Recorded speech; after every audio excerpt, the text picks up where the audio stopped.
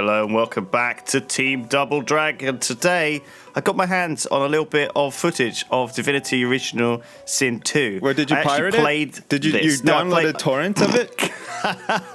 Yeah, I hacked into the Larian Studios server. I booked a date in their calendar. Nice. They came to the office, and me and a dev named Ifan, and another chap who came, I can't remember his name, he was nice though. He was German, I think. He came over and we played Divinity Original Sin 2, the pre-alpha. There's 4 difficulty modes, right? I'm just going to talk at you, because I think this is quite interesting, right? I'm sorry. So we played this game a lot, didn't we? A hell of a lot. I don't know quite where we stopped. We didn't finish it, The new one is out. Yeah. We didn't finish it, no. And I don't know if we even will, because coming back to it, like 6 months later, we're not going to remember what to do. It's more like a year and a half now. There's 4 difficulty settings, okay? Obviously, easy mode is Explorer mode. Classic mode is like normal gameplay. Then there's Tactician mode. Right. Okay, now, the way they came up with Tactician mode for Divinity Original Sin 1 is... Do you want to know how they did this? They actually watched YouTube videos of people playing this game. Did they watch ours? I assume so. Found out like how people killed and dealt with the encounters. It's probably and ours was like a deliberately write-off. They're probably changed. like, these guys are just so dumb. We don't even need to watch this. And they deliberately tweaked and changed all the encounters to counter players, what players would naturally do in this situation. Oh, that's pretty cool. And then honor mode is like ultra hardcore. I like the like paintings and stuff. They're pretty cool. Where you can't die. What is that? Like a vestibule? Is it a vestibule? Oh God, I don't know. What is a vestibule? I don't know. None of us. It's a none cool of us word. know. That's for sure.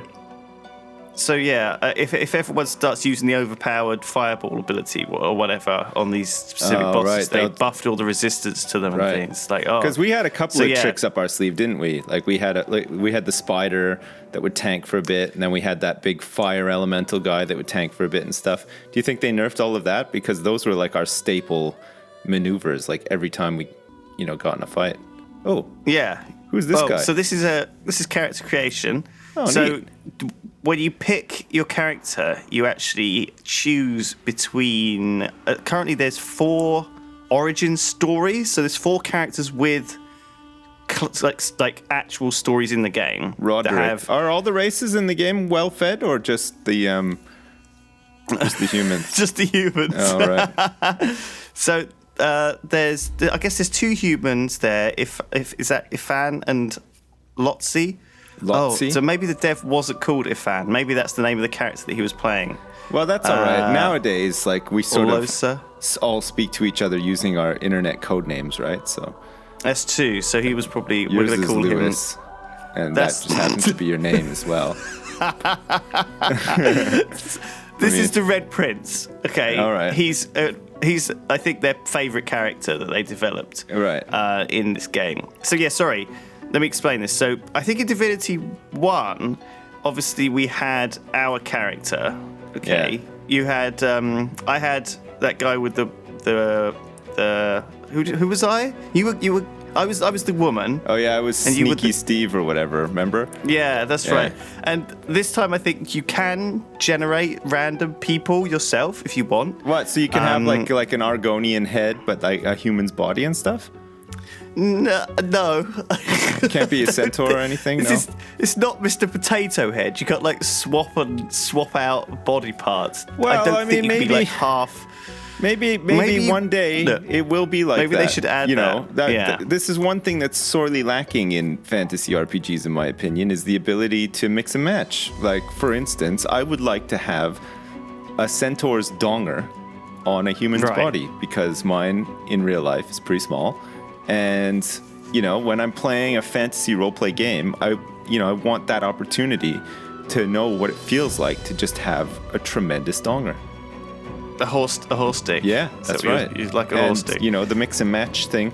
Maybe somebody can mod it or something, like make a mod so I can have like a lizard dick and then, a human torso, but then I could have like centaur legs, like with hooves and stuff, and then I could have like a ninja face as well.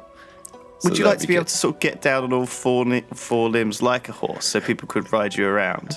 Absolutely. Like a kind of mount. Gosh, yeah. I mean, you just described my perfect fantasy. And when I play a fantasy RPG, I go heavy on the fantasy.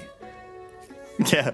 So there's that. Anyway, what's the deal with this guy? He plays music. He's got instruments. Looks like he's got a Everyone lute there. starts with everyone. You pick up a musical instrument, and actually, when stuff is happening around your character in the game, the music dynamically changes to use the instrument that you've selected. Okay, that's cool. Are there only 4 though? Because it looks like there's a flute, a lute, another lute, and what's that? A cello, or is it a violin?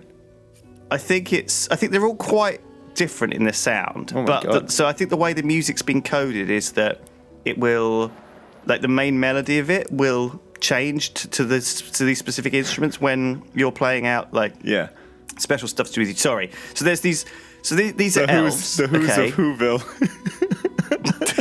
So these are elves, and elves in Divinity are super creepy. Yeah. They're like kind of they eat corpses, and they're just what's up kind with of that horrible, six-pack? really. Yeah, that's weird. gross. Look, it's all wrinkly. So you can, yeah, exactly. That torso is not a traditional RPG sexy torso. Having said that, with the mix and match system, I would love to have that torso with horse legs. Right. Yeah. Okay. So she has a unique origin story. Apparently, there's going to be, I think, like 8 to 10 in the final game, but in this pre-alpha build, there's only 4 different characters with origin stories that you can pick. Right. And so they have unique interactions with characters in the game, and a unique story that follows you the whole way through the game. So also, this is not just 2-player now; it's 4-player. Whoa. So you can actually have 4 people playing. Because before, do you remember we had 2-player, but then we had 2 tag-alongs? Yeah, that's right. Yeah. So one of us where we each both controlled one. 2. Yeah. Now you can have 4 people. Now I'm not sure about. I mean, obviously, I don't think like the technical aspects of going from 2 to 4 was particularly difficult. Yeah. You know, it was like an easy thing for them to add. But I think I'd still prefer to sort of play it with a couple of us. Yeah. I don't know. You can I think pick up 4 people would be like really shouty and sort of hard to. I think it worked well when we played it together because we each had control over 2 guys. We could coordinate and stuff, and we sort of knew what we were doing in the end, I guess. Yeah. But like, So, you know, 4 people, it's like hurting even more cats, isn't it? Honestly, like it was bad enough already. What the fuck? So I love the getup. That's really good. So yeah, you can change the class of the people that you play the origin stories of. They're pretty cool, actually. The characters look really. What is that? Like a vampire or something? So yeah, there's the elves sort of. I guess they're sort of vampiric. So the lizards typically are blue-skinned. Oh, okay. The Red Prince is unique. He's the only red-skinned lizard in the world, and he's sort of been shunned for it. And then there are dwarves as well. Nice. But they look kind of like Game of Thrones, you know, dwarves. Yeah, they look like they Tyrion do. rather than like some sort of other fantasy Hobbit dwarf. RPG where they have like really cartoony big noses and beards and stuff. So I mean, because assume there will be an origin story linked to some dwarf characters, but they weren't in the pre-alpha, which was very disappointing. Oh. So yeah, I mean, as before though, these classes are kind of presets. Do you remember? Because last time the game was essentially classless, right? You could always just could choose a preset which gave you a set group of skills to start with, but after that, you could pretty much put points into anything you wanted. Which was cool, actually. That was a cool thing about the. Yeah, it let you pick whatever you wanted, and I guess like we didn't feel like we were massively nerfing our characters by doing so. No, and then some of our characters, you know, we sort of figured they were better suited for different things, kind of thing. So like, it was funny how the roles sort of shaped up in the first playthrough, wasn't it? Yeah, I feel like I'm just really actually excited for this game, and man, later on I played a bit of the arena, which hopefully we'll see in like maybe a couple of videos time. Yeah. But yeah, I thought the gameplay was pretty smooth. I mean, it is turn-based still. Yeah, but actually, that's fine, I though. quite liked it. Yeah. Well, look at You'll that. see it because I think it's pretty cool, pretty smooth. So yeah, it's. I think pretty much you start the game naked anyway. I think this is just giving you an idea of what your character might look like if you were really epic. That is pretty epic looking, though. Holy crap! Your nature. You can. There's loads of extra stuff here. The character creation. I think it's kind of. I don't know what I was doing here particularly. You just wanted to be a mystic jester, like so many of us would like to be. Yeah, male lizard, jester, mystic. So those are the tags at the bottom right? Okay, and they trigger additional conversation options and that's additional pretty ways cool. to I complete like that. quests. And there's obviously 6 of them too. Holy crap. So Ifan and the Red Prince, they have their unique tags. Yeah. So that's like people will react, like lizards will react to the Red Prince differently. Yeah. He's the So only they'll be red like, "Oh lizard, shit, you know? it's the Red Prince," and like because of that tag, they'll know it. What does that one say? And I can't quite. Sebille. She's a horror. Sebille. She's like a creepy elf. I think elves in this universe were sort of quite slaves. Okay. Right. And then they're treated pretty badly. They're like a lower class of she people. does look kind of creepy, actually. And she actually. Well, they were like that in Dragon Age Origins as well. Remember? Yes. Yeah, they were like lower class. They had to live in the woods. Nobody liked them and stuff. Like. Oh yeah. Anyway, I think she got out of that whole mess by assassinating all of her employers. Right. Okay. As you do. Anyway, the game starts on this island called Fort Joy, where you obviously the classic washed up in a shipwreck. I'm wet already. The first by the way. game started like that too, but it wasn't called Fort Joy. Remember, it was called like something else. Oh, it looks very similar to the first. So, like, I guess they're using the same engine more or less, right? For graphics it feels and all quite that. similar. Yeah, it feels quite similar, but it's slightly cleaner and slicker, slightly refined. It feels really nice to play actually. So, I remember like the things. It's all coming back to me, right? So picking up stuff, eating clams off the beach. You know, you can just get stuck in with that. And obviously, I can see what's in his inventory. And he has a mysterious letter in there. Now, apparently in the normal release of the game, I wouldn't be able to see that mysterious letter. Right. So, basically, a lot of this game, you have secret stuff that you can hide from your fellow players. Right, okay. And like, can that change the story and stuff? Like if you want to do like I want to hide the fact that somebody knows that I'm like a, I don't know, drug user or something like that, and then it'll come up later. Nobody knew. Yes. Oh, that's cool. So you have a lot of. So I think the first thing is like it's a little bit like Fallout or any of these games where it doesn't break the main quest line if you just kill anyone or do anything differently, right? You're always going to be able to pick up the next part of the quest, right? Even if you murder everyone, right? Yeah. It'll say quest failed and you won't be able to do a bunch of stuff until the next zone or whatever. But you know, you will get back on track eventually, right? If you mess it up, but. So people's origin stories will interact, and so Sebille might want to kill someone, but you might need some information off them. Right. So the conflict can be. It's not quite worked out in the same way as the last game, because last game, remember, you had to do that rock paper scissors for how you worked out stuff. That was amazing. That was so much fun. I loved that. They've taken that out. Oh, why? What the fuck? That was like the best part. It was play rock paper scissors for like an argument there over was what so many to do. times where it was like I was like set. I was like, yeah, no, it's this, and you were like, no way, it's this, and then we had to rock paper scissors it. Remember? Yeah. Like, there was a couple of times where that actually happened, and it was pretty good. And like I remember feeling really salty one time when I lost, and you got your way, and the story didn't go the way I wanted it to, and then I just didn't feel like playing anymore. So there's quite a lot of quests though that involve not trolling each other, but kind of not necessarily screwing each other over, but involve. So, for example, you might get a secret message that only you can see and other people can't see it in your inventory, and it might tell you to meet up with this guy and go and find this treasure, and you can kind of keep all that secret if you want from your friends. So. Anyway, sneaking still in, you could just turn into a gigantic bush. The good old tree move. Nice. And this is like the first monster we found. So there's a poor guy over there who's been obviously eaten by bugs. Part of our shipwreck. Damn. And there's a pool of blood on the floor. Now, blood, it counts like water. If you walk in it, you get covered in blood, and it causes certain effects. So one of the really interesting things about this game actually is the ground effects are actually relatively important. So, for example, I think if you hit blood with certain things, it changes to give you status effects if you're in it. So, for example, I think if you bless it, it will, and you're an elf who likes drinking blood and eating corpses, it will actually be really good for you to stand in blood. That could be. That's sounding like a character for me. Like I would love that.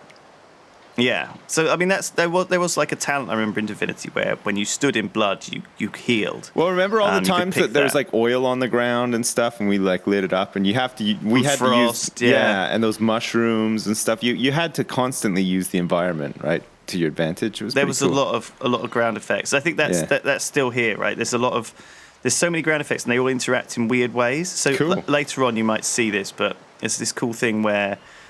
We set fire to this area and then bless it, and then when you run in the fire, it's kind of blessed holy fire. Oh wow! So who's able to actually bless? Whoa! What does that move? So he did rain of blood. Oh right. So it literally just rains blood on the floor. Sweet. That's a kind of quite a creepy move. There's a lot of these weird kind of creepy spells. So, remember we had that spell that was just rain. Remember, and we'd have to like cast it on the ground where there was lots of fire and stuff. Put it all out because people were dying. We had to keep doing that all the time. I think you're still gonna have to do that. Oh, here you go. So he used contamination and cast, I think, poison on the blood, and now it caused this blood to be. What's it? When he mouses over it, he'll say. So that looks like just poison over there, but this is poison, cursed poison. Applies acid and poison. Wow, that's pretty cool. I like that. Man, it's making me feel like playing Divinity again now. So of course we run straight through it. Like a classic thing. And we're basically it's so powerful, this poison, that we are both gonna die. True adventurers. Because this is a demo, right? Because it's a demo, they've obviously upped the damage that these characters do, so we don't get stuck for ages fighting combat, right? Right. Okay. So you just did another rain of blood. We almost killed ourselves on our own ability instantly. Man, I hope he blesses that blood with like a healing fountain. You know, make it like it's like a mobile St. John's ambulance. Just got so here you donors go. and everything. This is the old chat where we chat between each other, and look, the chat's all changed, right? And it's all now. It doesn't actually say what you're saying. It just says. It doesn't actually say, you know. It picks up like on a theme of what you want to say, sort of thing, instead of exactly like trying to guess exactly.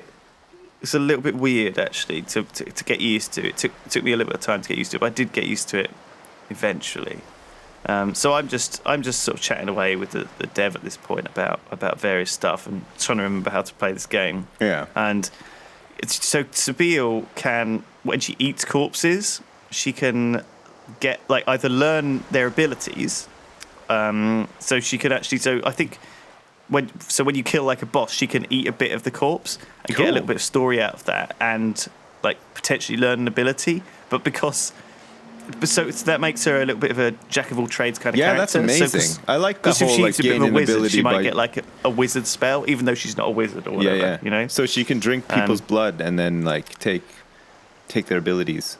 You can actually do it in combat as well. So one of the interesting things that's later on in this game is that the magic in this game is called sorcery, and that's really super powerful magic. And we at the moment have these like collars on. I don't know if you can see, they're like sparkly blue collars. Yeah, they look like slave collars or something. That's right. So they are like source magic blocking collars. Oh, cool. So next to our portraits in the top left, you can see we've got these like blocking note things in the top left. Yeah. So that's like a signal. It means we can't use source powers, which are really powerful, like super magics. Yeah. Super abilities. They're like good abilities. So it's going to take us a little while to unlock this stuff. It's a beautiful game though. Look, it looks so nice. Okay, can't wait to play this now. The dev spins the camera around all the time, and he's showing off the crafting a bit here. So the crafting's like super stripped down. So you can just combine any old shit, and you get like a sharp stone on a stick. Oh, that's cool. Axe. That's really cool. I like that. So, yeah, you can kind of actually just mess around, and if it doesn't work together, nothing happens. You don't lose anything. But it's much more of a simpler crafting system. So you might get like an item like an amulet and then a diamond. You can just throw them together and see what you get. And it should craft something. There's a random chance, but I think it will craft something around your level. I don't know quite. He didn't go too deeply into that because it's pre-alpha, and I'm sure the crafting system is. But it's a lot better than last time because we barely did any crafting last time, as you remember. No, I know. We had a lot of stuff in our inventory, though, if you remember. Remember, that was your job?